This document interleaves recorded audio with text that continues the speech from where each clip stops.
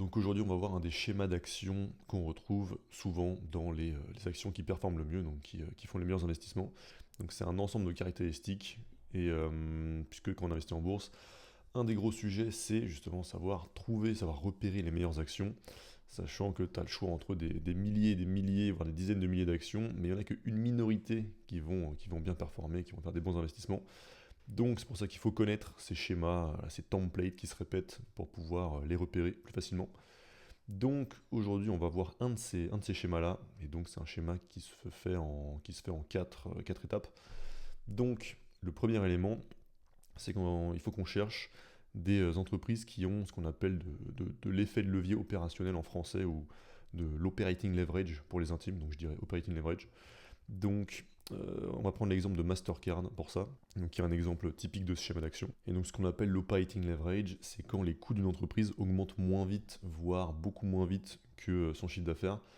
Et donc, typiquement, c'est des cas où l'entreprise a principalement des coûts fixes, et que chaque nouvelle vente va quasiment rien coûter. Donc on a souvent ça dans les entreprises de logiciels, puisqu'une fois que tu as développé le truc, chaque nouvelle personne qui s'abonne va pas du tout recoûter déjà le prix de développement du logiciel, mais va même coûter quasiment rien. Donc on retrouve ça dans le software, on trouve ça aussi dans les réseaux de paiement, donc comme Mastercard, Visa.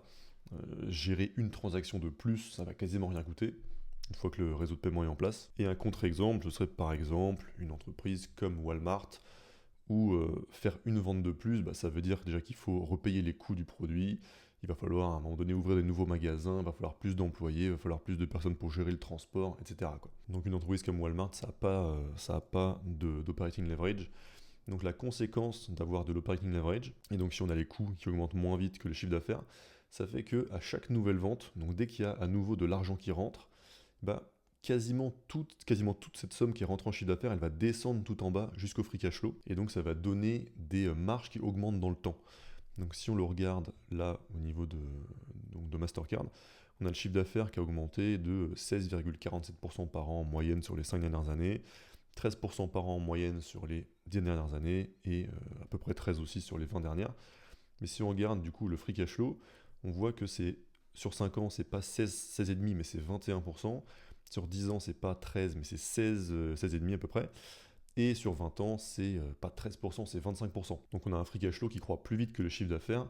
Et si on regarde l'évolution des marges, là, on a typiquement la preuve de l'operating leverage, c'est qu'on a des marges qui augmentent petit à petit dans le temps. Avec en 2015, ils avaient 38% de marge du free cash flow, ce qui était déjà énorme en soi. Mais petit à petit, 2017, 41%, 2019, 44%, 2021, 46%, 2024, 51%. Et là, sur les 12 derniers mois, on a passé les 52%. Donc chaque nouvelle vente, chaque nouvel euro de chiffre d'affaires qui rentre ne coûte quasiment rien, descend quasiment en entier dans le free cash flow, et donc tu as la marge du free cash flow qui augmente au fur et à mesure du temps. Et si on refait le comparatif avec Walmart, déjà on voit que le free cash flow n'augmente pas plus vite que le chiffre d'affaires, il est même en stagnation depuis 2010, ils font autant de free cash flow que depuis 2010. Et si on regarde les marges, que ce soit la marge brute ou la marge du free cash flow, on va dire que c'est globalement stable en fonction de quel point de départ on prend. En tout cas, ce qui est sûr, c'est que c'est pas en augmentation. Voilà, donc ça c'est pour l'operating leverage, et on peut l'utiliser de deux manières. Soit commencer par regarder dans les chiffres, et donc si on voit qu'on a comme ça une marge du free cash flow qui augmente dans le temps, un free cash flow qui a une croissance plus rapide que le chiffre d'affaires, on en déduit qu'il y a de l'operating leverage, donc on peut démarrer la réflexion de ce côté-là. Ou bien, on peut le faire à l'envers, et ça peut permettre de trouver des bons investissements un peu en avance. Ça peut permettre de les trouver avant que les boîtes soient rentables, par exemple. L'exemple, c'est Netflix, alors qu'il y a un operating leverage qui est moins pur que Mastercard, parce qu'il faut quand même développer, créer les nouveaux contenus, ça coûte cher. Mais après, que t'aies une personne qui regarde la série, que t'aies 100 millions ou 28 milliards de personnes qui regardent la série, ça va pas coûter plus cher, quoi. Donc ils ont de l'operating leverage, et ça aurait pu permettre éventuellement de repérer l'action assez tôt, quoi, tant qu'elle était encore pas rentable. Donc là en 2015, 16, 17, 18, 19, ils perdaient de l'argent, donc free cash flow négatif. Mais on voit qu'à partir de 2020, on a l'operating leverage qui se voit clairement.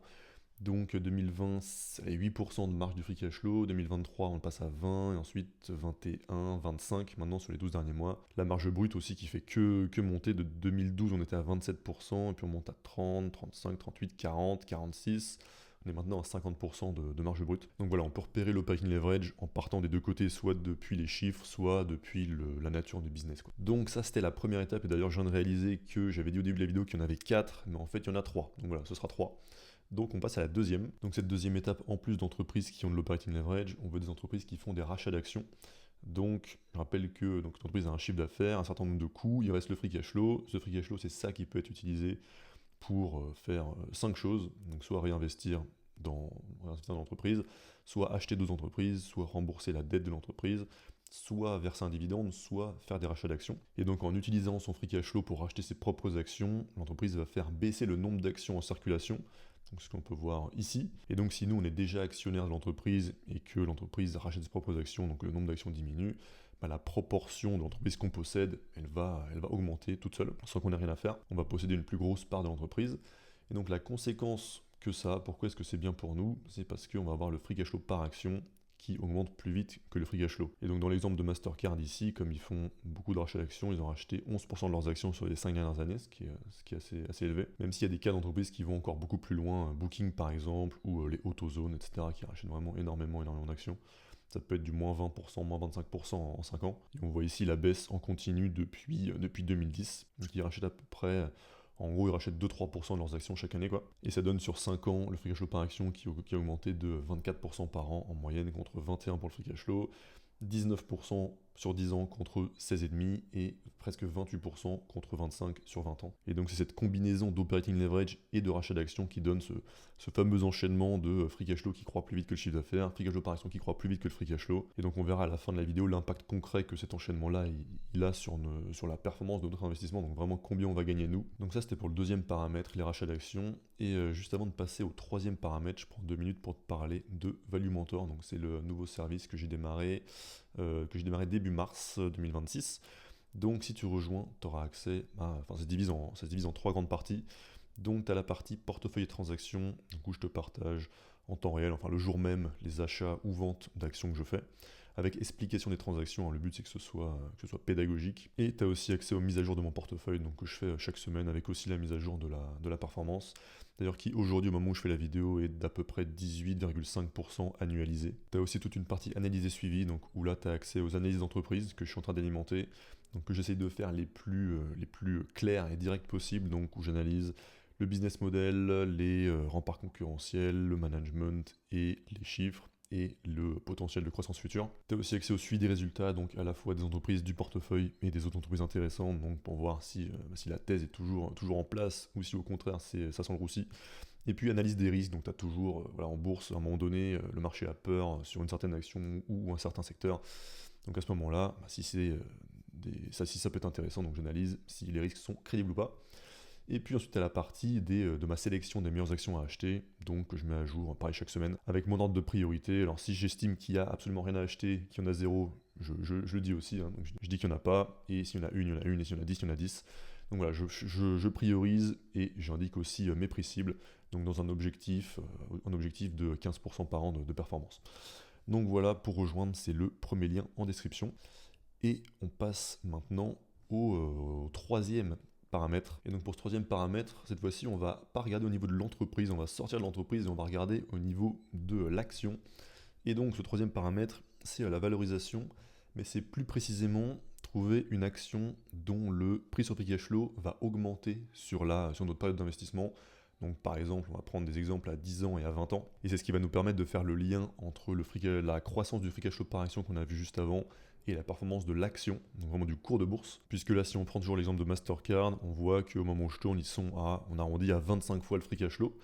Donc admettons que dans 10 ans, il soit plus à 25 fois le free cash flow, mais il soit à 30 fois le free cash flow. Dans ce cas-là, ce passage de 25 à 30, ça va nous rajouter sur 10 ans, ça va faire plus 1,84% à notre performance annualisée. Et sur 20 ans, donc l'impact sera réduit, sur 20 ans, ça donnera du plus 0,92. Mais il ne faut pas négliger l'impact de plus 0,92% par an pendant 20 ans. Avec les intérêts composés, ça fait des vraies différences. Et donc ça fait que si on a par exemple, là, admettons que sur les 10 prochaines années, Mastercard fasse croître son free cash flow par action, admettons à 20% par an, et bien si dans 10 ans on a le prix sur free cash flow qui est monté de 25 à 30, et ben on aura fait, le cours de l'action aura fait 21,84%. Et si ça se passe sur 20 ans, eh bien ça aurait été un 20,92% par an, quoi. Et évidemment, si on a des variations de valorisation qui sont plus importantes, hein, donc par exemple, admettons de 10 à 30, ce qui peut arriver, hein, dans ce cas-là, l'impact sera beaucoup plus important, hein, puisque passer de 10 à 30, ça fait déjà un x3 juste sur la valorisation. Et à l'inverse, si la valorisation baisse, ça va avoir un impact forcément négatif. Donc, faut faire attention et bien repérer des actions qui ont plus de chances d'avoir leur prix sur free cash flow qui augmente plutôt que de le voir baisser, quoi. Donc ce schéma chiffre d'affaires, operating leverage, free cash flow, rachat d'actions, free cash flow par action et augmentation du prix sur free cash flow, c'est un schéma qui marche très très bien pour trouver des bons investissements. Et puis pour rejoindre Value Mentor, tu as le bouton qui s'affiche au milieu de l'écran et puis le premier lien en description. Et à plus!